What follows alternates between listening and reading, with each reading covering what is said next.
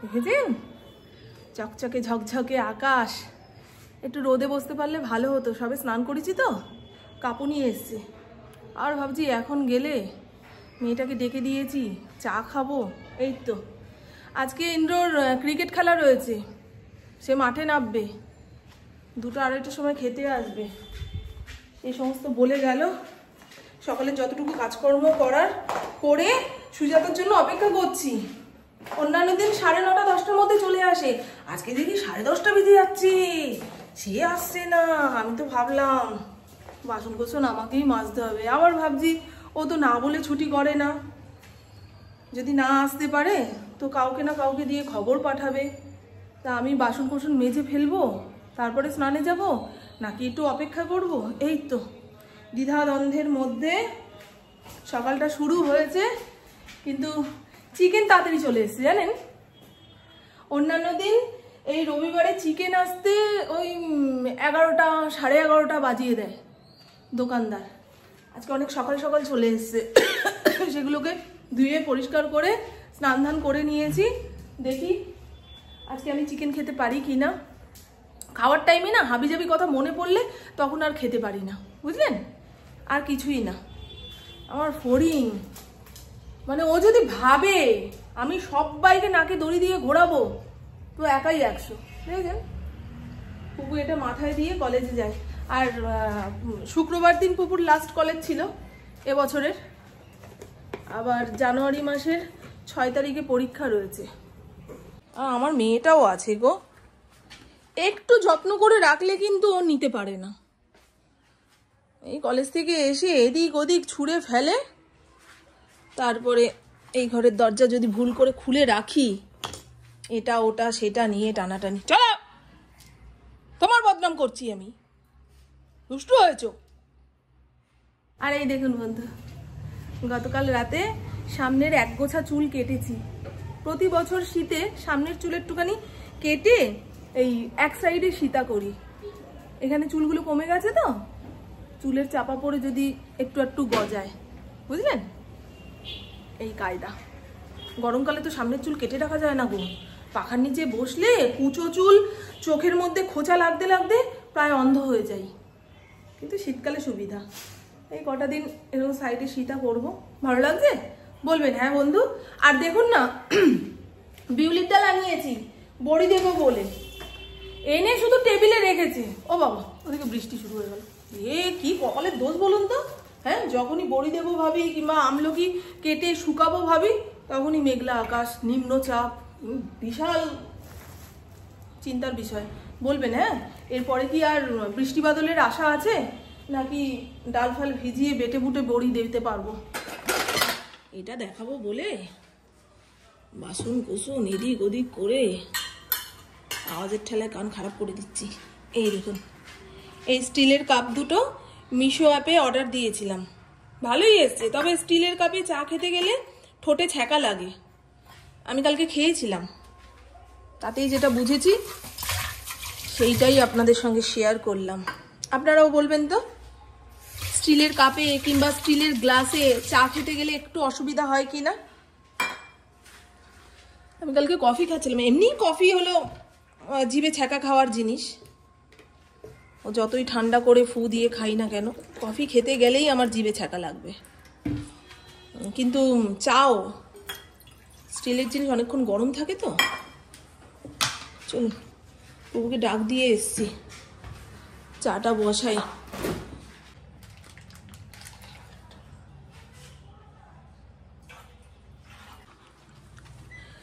আজকে নিচের ঘরের এই জামা কাপড় বলতে ওই শীতের চাদর বাদর সমস্ত এলোমেলো হয়ে রয়েছে, এগুলো গুছিয়ে গাছিয়ে জায়গাটা পরিষ্কার করব। কারণ এখন নিচের ঘরেই বেশি থাকছি, ঘরদোর এলোমেলো থাকলে মন খারাপ হয়ে যায়। গতকাল রাতে একটা মুভি দেখছিলাম নেটফ্লিক্সে, লাকি ভাস্কর, বেশ ভালো হচ্ছিল। কিন্তু ওই এত ঘুম পাচ্ছে, আমি মাঝখানে ঘুমিয়ে পড়েছি। এখন পুকুর থেকে জানবো লাস্টে কি হয়েছে রে, আর না হলে আমি দেখে নেব। মানে চোখ টেনে খুলে রাখতে পারছি না। আর পুপুর মুভি দেখার টাইম কখন বলুন তো? রাত 12টার সময় চালাবে। এবার সারা রাত জেগে জেগে দেখো, আমি তো অত নিতে পারি না ভাই। ও যেমন দেরি করে ঘুম থেকে উঠলো, আমার দেরি করে উঠলে চলবে? ঘুমিয়ে পুষিয়ে যায়, আমার তো পোষাবে না বাবা। ও মাথা যন্ত্রণা করছে গো, ভীষণ মাথা যন্ত্রণা করছে, কেন কি জানি। চুলগুলো সব সময় ধুলো ধুলো ধুলো ধুলো, প্রত্যেক দিন শ্যাম্পু করতে পারলে ভালো হয়। মরবো নাকি? জোকের বসে শ্যাম্পু করে নিলাম, ব্যাস মাথা আর তুলে দাঁড়াতেই পারবো না। ভালো রোদ উঠেছে তো। আজকে ডিসেম্বর মাসের 22 তারিখ, আর কয়টা দিন বাকি আছে। পুরনো বছর শেষ হয়ে নতুন বছরে পা রাখবো। এই বছরে কি কি ভালো ঘটেছে সেই সমস্ত কিছু মনে করতে থাকুন। খারাপ তো সব সময় ঘটবে, ওগুলো মনে করে লাভ নেই। ভালো কি কি ঘটেছে এবছরে আপনার সঙ্গে একবার কমেন্ট করে জানাবেন তো, আমিও মনে করতে থাকি। হ্যাঁ, খুব ভালো বলতে পারবো না, কারণ মাঝখানে কয়েকদিন আমার এত মন খারাপ হয়েছিল, সেইটুকুকে বাদ দিতে হবে। চা খেতে তো আধা ঘন্টা সময় লাগবে, ততক্ষণ এই লাইট জ্বালিয়ে রেখে লাভ নেই। কত কত কারেন্টের বিল আসছে জানেন? যখনই কারেন্টের বিল আসে কিন্তু আমাকে চেপে ধরে, হ্যাঁ বাথরুমের লাইট জ্বালিয়ে রাখো। আরে না গো, আমাদের ঘরে অধিকাংশ কাজকর্ম হয় ইলেকট্রিক গ্যাজেট দিয়ে। হ্যাঁ এটাও ভালো, ভালো। খুব একটা পাওয়ার ব্যাংকের অর্ডার দিয়েছি। ওই যে ফেরিওয়ালা ক্রিসমাসের কেক বিক্রি করতে এসছে। পটল আলুর তরকারি করব। আমার মনে হয় দেশি পটল এটা, এমনি পটলের থেকে দেশি পটলের তরকারি, ভাজা, মানে গোটা গোটা পটলের পোস্ত, সমস্ত কিছুই ভালো লাগে। ওই জলসা পটল ভালো লাগে না। যাই হোক চলুন, রোদটা দেখে যে কি লোভ লাগছে, মনে হয় রান্না বান্না বন্ধ করে একবার ছাদে গিয়ে পিঠে রোদ নিয়ে বসে থাকি। আর রসুন না ছাড়ালে মাংস রান্না হবে না। আর এই দেখুন আমার ঘরের দুয়ারে মাত্র 10 মিনিটের জন্য এই রোদটা আসে। আজকে গনগনে রোদ তো। বেরোবি নাকি রে? বেরোবি? বেরোবি? আয় আয় দেখি, আয় আয় দেখি, আয় আয় আয়। ওদের অফিস বন্ধ রয়েছে আজকে। ওই যে বেরিয়ে গেল। ইন্দ্র বাড়িতে থাকলে ফড়িংকে নিয়ে এই গলিটার মধ্যে একটুখানি হাঁটাচলা করা যায়। আমার একার পক্ষে ওকে সামলানো সম্ভব না। পুকুকে বললাম জলদি জলদি স্নান করে আয়, 5 মিনিট যে গায়ে রোদটা লাগবে সেটাই অনেক। বসার জন্য পিড়িয়ে আনলাম না গো, আমি আবার আলগাভাবে বসতে পারি না বেশিক্ষণ, শরীরটাই এত ভারী হয়ে গেছে, আলগা হয়ে বসবো কি। আজকে আমাদের এই আশেপাশের বাড়ির বাচ্চাগুলোও মনে হয় নেই, নাহলে এতক্ষণ বল হাতে বেরিয়ে যাওয়ার কথা। সেই জন্যই ফড়িংকে ছাড়লাম। ছোট বাচ্চারা ফড়িংকে দেখলে ভয় পায়, কিছুই করবে না, ওই যে গায়ের ওপরে লাফঝাপ দেবে, তাতে যদি পড়ে যায় না। এই গেট খুলবি না কিন্তু।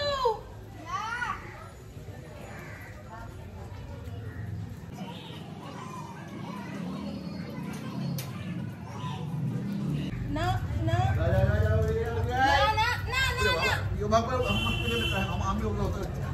কিছু করবে না, কিছু করবে না। ও মা ও মা ও মা ও মা, তোমাকে দেখে ভয় পাচ্ছে তোমার সবাই। এরকম করছো কেন? হ্যাঁ সেটাই ভাবছি তো। ওই কিছু করে না কিন্তু ওর ওই দেখেই ভয় পায়। না না ও ব্যাপারটা কাজ করে আমার জন্যই ভয় পায়। হ্যাঁ হ্যাঁ গেটটা বন্ধ করে দিন না, গেটটা বন্ধ করে দিন আপনাদের ওইটা মেন গেটটা। হ্যাঁ আরে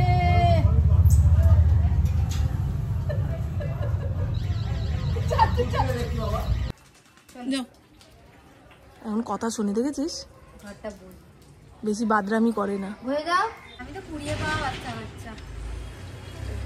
আমার যে আসল মা বাবা ছিল ওনারা ফর্সা ছিল, তাহলে ফেলে দিল কেন তোকে? ওই যে কালো হয়ে গেছি, হয়েছে পরের বাচ্চা।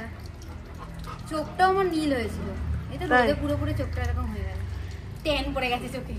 আলু পটলের তরকারি নামানোর আগে ঘি গরম মশলা দিয়ে নামাবো। এখন আর ভাতের পাতে ঘি খাওয়া হয় না, তরকারি পাতিতে যা খাওয়ার খাই। একটু পনিরও দিচ্ছি। যদি খাওয়ার সময় মাংস খেতে না ইচ্ছা করে সেই জন্য আলু পটলের তরকারিটা অপশনাল হিসাবে রাখলাম, বুঝলেন? কারণ মাছ মাংস খেতে গেলেই আমার হাবিজাবি কথা মনে পড়ছে, সেই কারণে খাওয়াটা বন্ধ রেখেছি। তবে আজকে জুতসই করে রান্না করব, বুঝেছেন?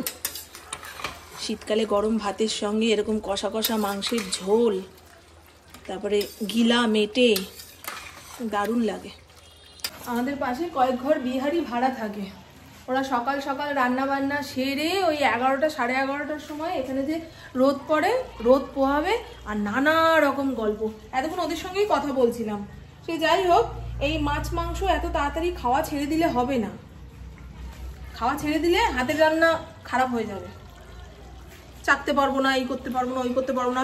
ইন্দ্র খুব রাগারাগি করছে, খুব রাগারাগি করছে। হ্যাঁ, তুমি মাছ মাংস খাওয়া ছেড়ে দিচ্ছ, তাহলে পুষ্টি প্রোটিন আসবে কোথা থেকে?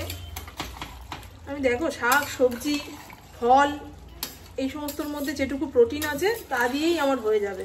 বলে না, তুমি কিন্তু খাবে, এত তাড়াতাড়ি খাওয়া ছাড়লে হবে না। একটা টাইমে শরীর যখন আর নিতে পারবে না তখন খাওয়া বন্ধ করো। তোমার সঙ্গে আমিও খাওয়া বন্ধ করে দেবো। আজকের মাংসর ঝোলের কালার, এই যে ঝোল না, একদম গা মাখা করে রান্না করেছি। আলুটাও ভালো সেদ্ধ হয়েছে। কাশ্মীরি রেড চিলি পাউডার দিইনি, তাও কি দারুণ কালার এসছে দেখুন। একটু লঙ্কার গুঁড়ো দিয়েছিলাম, লঙ্কার গুঁড়োর কালারটা খুব ভালো। ওই গণেশ কোম্পানির লঙ্কার গুঁড়ো হলুদ গুঁড়ো এনেছে এবারে। এই হলো চিকেন, আর এই হলো আলু পটলের তরকারি। এটাও একদম কষা কষা গা মাখা, দারুণ টেস্ট হয়েছে এটার। পুরো অনুষ্ঠান বাড়িতে আলু পটলের তরকারি যেমন হয় সেই রকম। বলছে ইন্দ্রর আজকে ক্রিকেট ম্যাচ ছিল কি ব্যাটিং করে এসছে, খেয়ে দিয়ে ফিল্ডিং করতে যাবে, তাই না ইন্দ্র? ঠিক আছে, বয়সটা কোনো ম্যাটার না ইন্দ্র। তুমি এই বাচ্চাদের সঙ্গে যে খেলছো দেলছো, ওদের উৎসাহ বাড়বে। যে বুড়ো বয়সে জেঠু আমাদের সঙ্গে খেলছে, আমাদেরও অনেককাল খেলতে হবে। চলুন এবারে খাওয়া দাওয়া আমরা শুরু করি। ইন্দ্র নাকি আমাকে ভিডিওটা পাঠিয়েছে, পারলে আমি এই ভিডিওর সঙ্গে যোগ করে দেবো। না না, মাটি দেবেন না, বড় করে উপরে তুলুন, ছোট করতে টান করে। হ্যাঁ,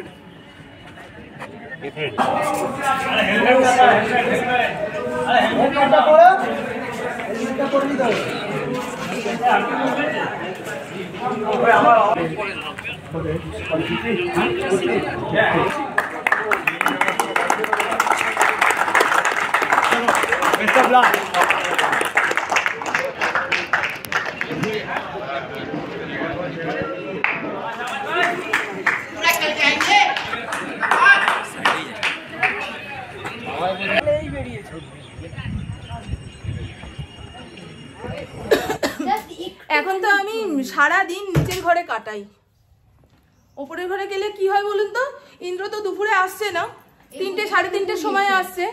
এই 2টো 2:30-এর পর থেকে 3টে সাড়ে 3টে পর্যন্ত মানুষজন আসলে আমাকে এতগুলো সিঁড়ি ভেঙে আসতে হচ্ছে, দরজা খুলতে হচ্ছে। যে আসছে তার উপরে চিৎকার দিয়ে ফেলছি। দরকার নেই বাবা, শীতের কম্বল ছেড়ে বেরোতে খুব কষ্ট, তাই না মা?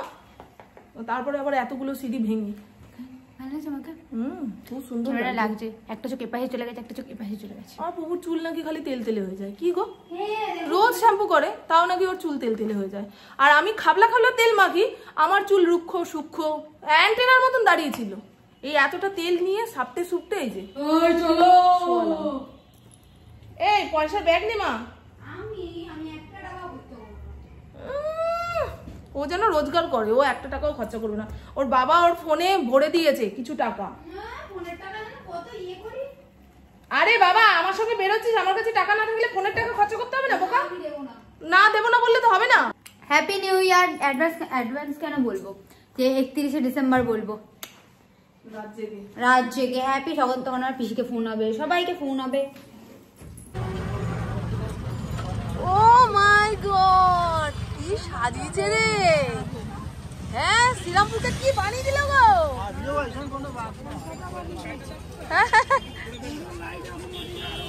তাই না? এই বছরে প্রথম না এই দিক দিয়ে দিল, এবছরে প্রথম না, আরো কত কি দেখবো। এই দেখুন এখন প্রত্যেকদিন বিকেল বেলায় সাজুগুজু করে এই রাস্তা দিয়ে হাঁটতে থাকো, দিব্যি সময় কেটে যাবে, মন ভালো হয়ে যাবে। হ্যাঁ সবাই ফটো তুলতে তুলতে যাচ্ছে। হ্যাঁ দেবো তো, আরো নাকি ভেতর দিকে লাইট দিয়েছে, ভেতর দিকে নাকি আরো লাইট দিয়েছে, পুরো ওই মাথা থেকে ওই মাথা পর্যন্ত।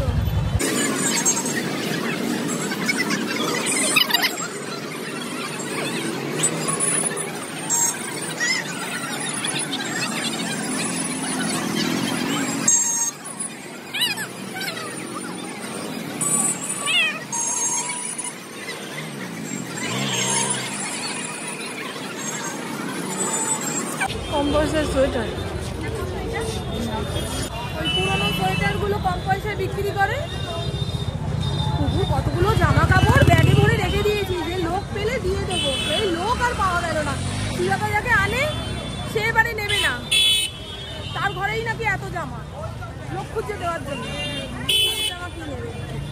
ভালোই লাগছে কিন্তু এত লোকের মাঝখান দিয়ে হাঁটতে। হ্যাঁ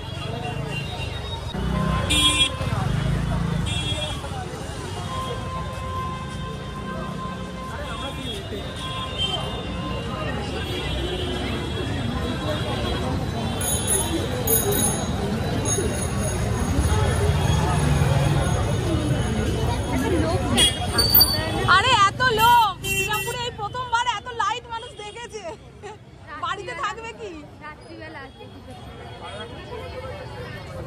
এখন দোকানপাটে খাওয়া দাওয়ারও ভিড় বেড়েছে। সব কোথা থেকে সেগুলো আসছে, কোথাও একটা ফাংশন হচ্ছে জানিস তো।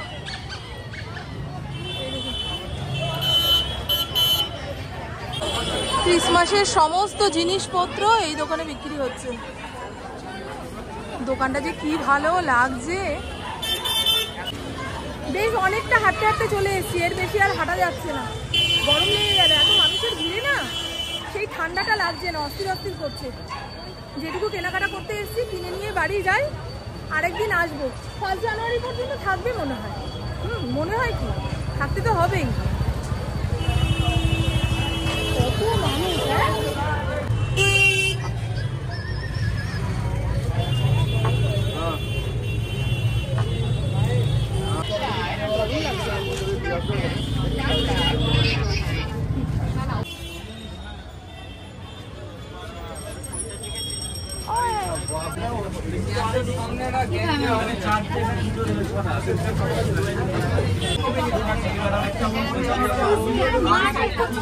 হ্যাঁ হ্যাঁ আজকে যেন খুব ভিড়, খুব ভিড়, মারাত্মক ভিড়।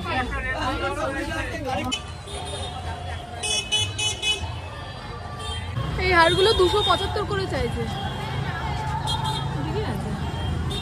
লোকাল মার্কেট থেকে একটু খুঁজে খাজে কিনতে পারলে সস্তাতেই পাওয়া যায়, কিন্তু অত খোঁজার সময় কোথায়? টাকার থেকে এখন সময়ের দাম বেশি জানেন, তাই অনলাইনে যতটুকু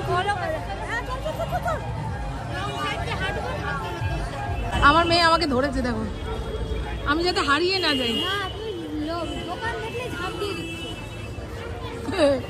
কি না এ তো তাও ভালো। আমার অনলাইন থেকে একটা ব্যাগ এসছে, এত খারাপ এত খারাপ। চলুন এখান থেকে একখানা ওই চীনা মাটির ফুলদানি কিনবো, শীতকালে ঘরে ফুল সাজিয়ে গুজিয়ে রাখার জন্য একখানা ফুলদানির প্রয়োজন। এই ফুলদানিটা দেখাবেন, সাদাটা? হ্যাঁ হ্যাঁ আস্তে, এটা রাখুন দেখি, এটা ভালো। এটা কত বলছেন? 120।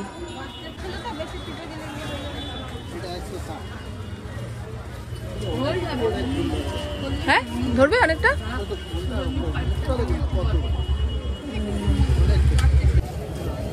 এটা 150 টাকা দেবো, তাই 150 টাকা দেন।